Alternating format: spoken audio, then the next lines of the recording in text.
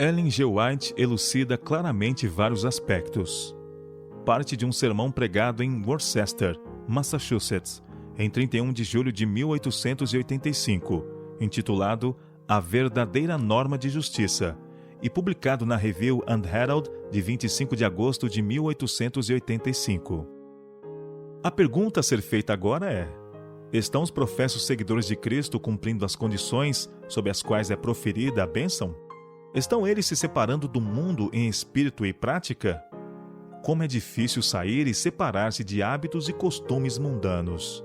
Tenhamos, porém, bastante cuidado para que Satanás não nos seduza e engane por meio de falsas representações.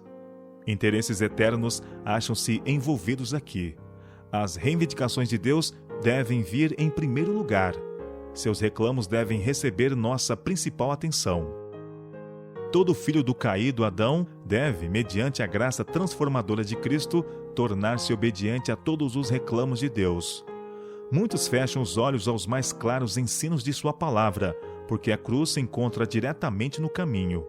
Se a erguerem, parecerão singulares aos olhos do mundo, e eles hesitam e duvidam, procurando algum pretexto para se esquivarem à cruz. Satanás sempre está pronto, e ele apresenta razões plausíveis porque não seria melhor obedecer exatamente ao que diz a palavra de Deus. Assim, almas são enganadas fatalmente. Um dos mais bem-sucedidos enganos de Satanás é induzir os homens a pretenderem estar santificados, ao mesmo tempo que estão vivendo em desobediência aos mandamentos de Deus. Estes são descritos por Jesus como os que hão de dizer: Senhor, Senhor, porventura, não temos nós profetizados em Teu nome? E em Teu nome não expelimos demônios? E em Teu nome não fizemos muitos milagres? Sim, os que pretendem estar santificados têm muito o que dizer a respeito de ser salvo pelo sangue de Jesus, mas a sua santificação não se dá por meio da verdade como ela é em Jesus. Conquanto pretendam crer nele e aparentemente realizem obras maravilhosas em seu nome, desprezam a lei de seu Pai e atuam como instrumentos do grande adversário das almas para levar avante a obra que ele iniciou no Éden, a saber, apresentar desculpas plausíveis para não obedecer irrestritamente a Deus. Sua obra de levar os homens a desonrarem a Deus por desprezarem sua lei será um dia desdobrada diante deles com seus verdadeiros resultados. A condição da vida eterna são tão claras na palavra de Deus que ninguém precisa errar, a não ser que escolha o erro em lugar da verdade, porque sua alma não santificada ama mais as trevas do que a luz. O intérprete da lei que se aproximou de Cristo com a pergunta: Mestre, que farei para herdar a vida eterna? Tensionava enredar a Cristo, mas Jesus lançou o fardo de volta sobre ele. Que está escrito na lei? Como interpretas? A isto ele respondeu: Amarás o Senhor teu Deus de todo o teu coração, de toda a tua alma, de todas as tuas forças e de todo o teu entendimento, e amarás o teu próximo como a ti mesmo. Então Jesus lhe disse: Respondeste corretamente, faze isto e viverás. São Lucas capítulo 10, versos 25 a 28. Estas palavras se aplicam aos casos individuais de todos. Estamos dispostos a cumprir as condições? Obedeceremos a Deus e guardaremos seus mandamentos? Seremos praticantes da palavra e não apenas ouvintes? A lei de Deus é tão imutável e inalterável como seu caráter. Tudo que os homens digam ou façam para anulá-la não altera os seus reclamos, nem os isenta de sua obrigação de obedecer. Necessitamos diariamente de iluminação divina.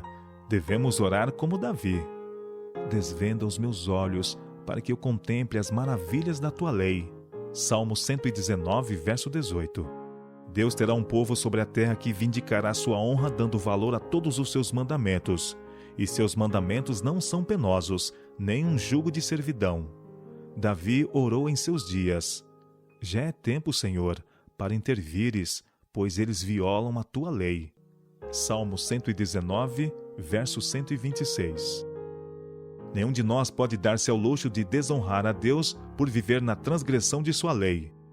Negligenciar a Bíblia e dedicar-nos à procura do tesouro terrestre é uma perda incalculável. Só a eternidade revelará o grande sacrifício feito por muitos para obter honras terrenas e vantagens mundanas, em detrimento da alma, em detrimento das riquezas eternas. Poderiam ter tido aquela vida que se compara com a vida de Deus, pois Jesus morreu para colocar as bênçãos e os tesouros do céu ao seu alcance, para que não pudessem ser considerados pobres, infelizes e miseráveis na alta avaliação da eternidade. Ninguém que tenha tido a luz da verdade entrará na cidade de Deus como transgressor dos mandamentos. Sua lei constitui o fundamento de seu governo no céu e na terra. Se eles intencionalmente espezinharam e desprezaram sua santa lei na terra, não serão levados ao céu para realizar a mesma obra ali. Não haverá modificação do caráter quando Cristo vier. A edificação do caráter deve prosseguir durante o tempo da graça. Dia a dia suas ações são registradas nos livros do céu, e no grande dia de Deus eles serão recompensados segundo as suas obras. Então será visto quem receberá a bênção. Bem-aventurados aqueles que guardam os seus mandamentos, para que tenham direito à árvore da vida, e possam entrar na cidade pelas portas.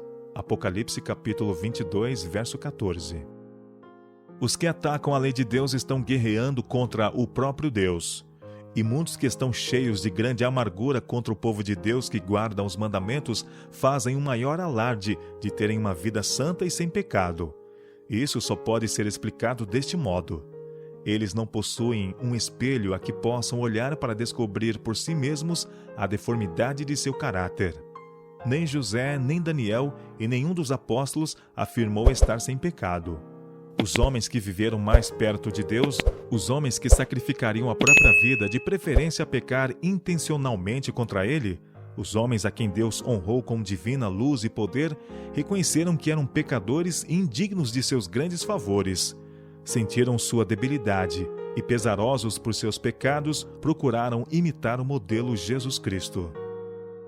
Há somente duas classes sobre a terra: os obedientes filhos de Deus e os desobedientes. Certa ocasião, Cristo apresentou deste modo a obra do julgamento a seus ouvintes. Quando vier o Filho do Homem na sua majestade e todos os anjos com ele, então se assentará no trono da sua glória, e todas as nações serão reunidas em sua presença. Ele separará uns dos outros, como o pastor separa dos cabritos as ovelhas, e porá as ovelhas à sua direita, mas os cabritos à esquerda.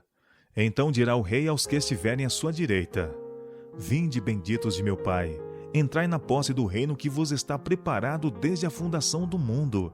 Porque tive fome e me destes de comer, tive sede e me destes de beber. Era forasteiro e me hospedastes, estava nu e me vestistes, enfermo e me visitastes, preso e foste ver-me. Então perguntarão os justos: Senhor, quando foi que te vimos com fome e te demos de comer, ou com sede e te demos de beber? E quando te vimos forasteiro e te hospedamos, ou nu e te vestimos? E quando te vimos enfermo ou preso e te fomos visitar? O rei, respondendo, lhes dirá: Em verdade vos afirmo que sempre que o fizestes a um destes meus pequeninos irmãos, a mim o fizestes. São Mateus capítulo 25, versos 31 a 40. Assim Cristo identifica seu interesse com o da humanidade sofredora. Toda a atenção prestada a seus filhos, ele a considera como sendo prestada à sua própria pessoa. Os que se dizem possuidores de santificação moderna ter-se-iam adiantado jactanciosamente dizendo: Senhor, tu não nos conhece? Porventura não temos nós profetizado em teu nome, e em teu nome não expelimos demônios, e em teu nome não fizemos muitos milagres? As pessoas aqui descritas, que fazem essas alegações pretensiosas, aparentemente entretecendo a Jesus em todos os seus atos, representam apropriadamente os que pretendem possuir santificação moderna, mas se acham em guerra com a lei de Deus. Cristo diz que eles praticam a iniquidade porque são enganadores, trajando as vestes da justiça para ocultar a deformidade de seu caráter, a maldade interior de seu coração pecaminoso. Satanás desceu nesses últimos dias para operar com todo o engano de injustiça aos que perecem.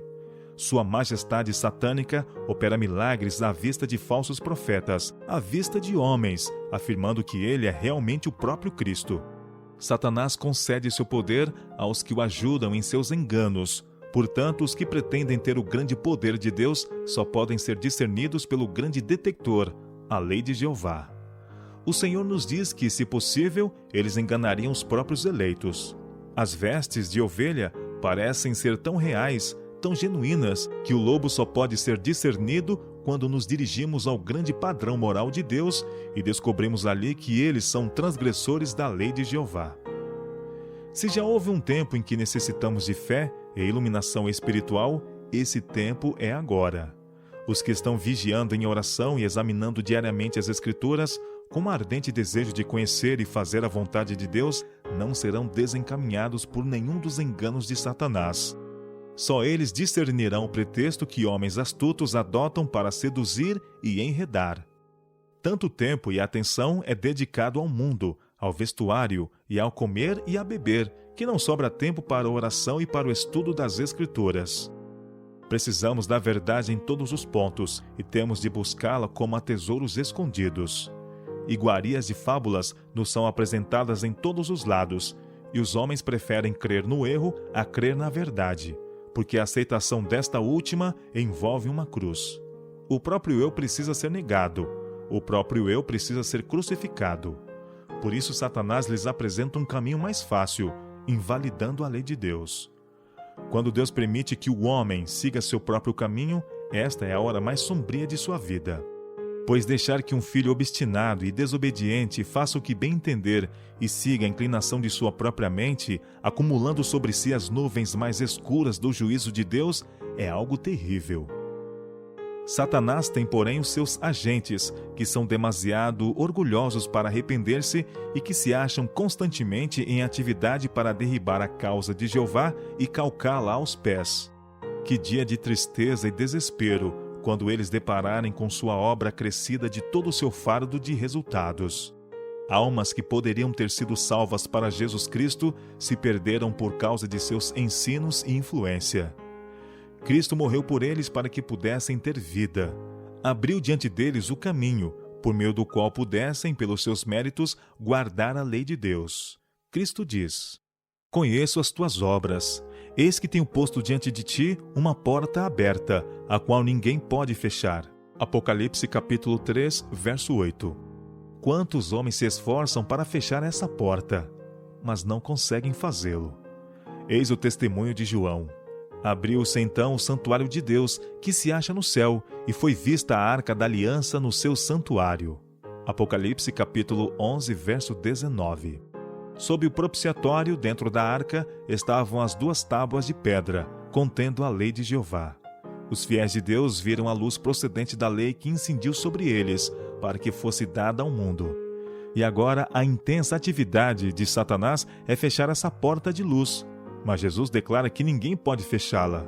Homens se desviarão da luz e irão denunciá-la e desprezá-la, mas ela ainda brilha em raios claros e distintos para animar e abençoar a todos os que queiram vê-la.